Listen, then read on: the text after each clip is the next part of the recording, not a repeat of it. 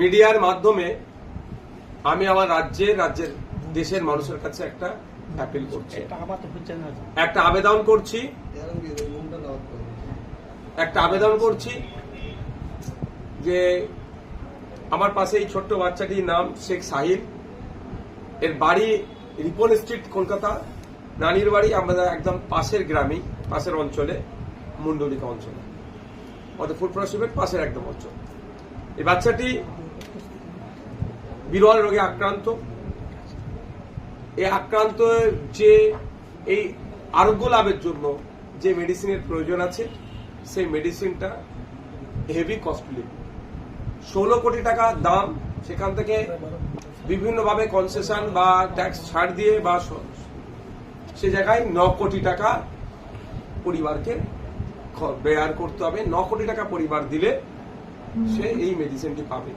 এই মেডিসিনটি যদি এর শরীরে প্রয়োগ করা হয় বাচ্চাটি, তাহলে বাচ্চাটিকে আমরা সুস্থ করে তুলতে পারবো।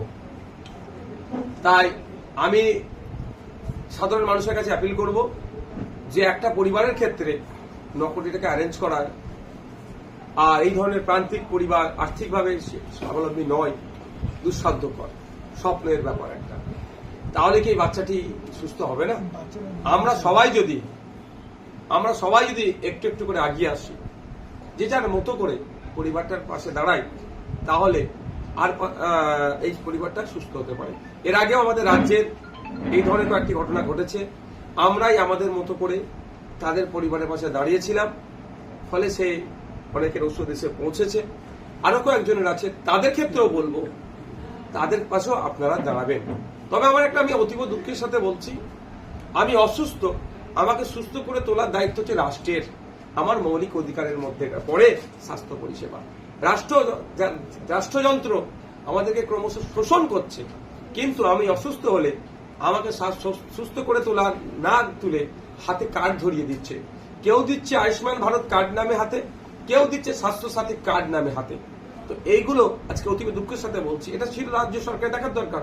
পশ্চিমবাংলা সরকারের এবছরে 25,000 কোটি টাকা স্বাস্থ্য বাজেট, সেখান থেকে এই আমাদের রাজ্যের গুটি কয়েক বাচ্চার এই ধরনের বিরল রোগে আক্রান্ত, তাহলে তাদের ক্ষেত্রে রাজ্য সরকার দায়িত্ব নিয়ে ভ্যাকসিনটা এনে দিতে পারছে না, বা সম্ভবত আমেরিকাতে এটা তৈরি হচ্ছে,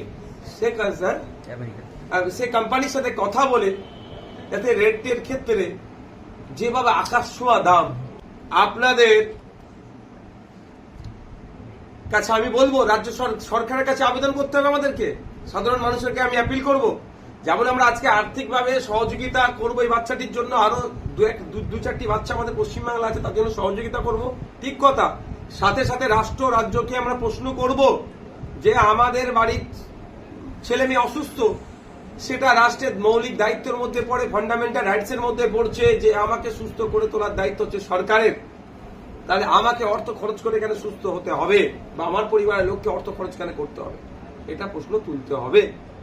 আমি এই বিষয়ে বিস্তারিত যাচ্ছি না, আমি অনুরোধ করব যে 9 কোটি টাকা এই বাচ্চাটিকে বাঁচাতে, সুস্থ করে তুলতে লাগবে।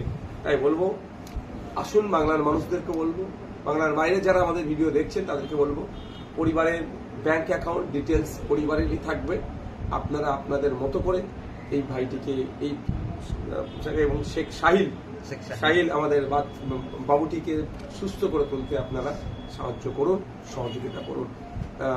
আমি একজন রাজনীতি আপাদমস্তক কর্মী হলেও আমি সাধারণ মানুষের ভালোর জন্যই আমি রাজনীতিতে এসেছি। যদি আমার এই ভিডিও করার জন্য কিছু এই ভাই পরিবারটি শেখ সাহিল যদি সুস্থ হয়ে ওঠে, সেটা হচ্ছে আমার কাছে বড় পাওনা। তাই যারা আমার এই ভিডিওটি দেখবেন তারা তো সহযোগিতা করবেন নিশ্চিতভাবে। আশা করব যার চ্যানেল থেকে পোস্ট হোক না কেন, আপনারা এই ভিডিওটি কি করবেন, শেয়ার করবেন, আপনার বন্ধু বান্ধব সার্কেল যেটা আছে, কলিগ আছে, বা চাকরির ক্ষেত্রে যারা যেখানে আছে, তাদেরকে আপনারা এটা শেয়ার করবেন, তাদের কাছে পৌঁছাবেন।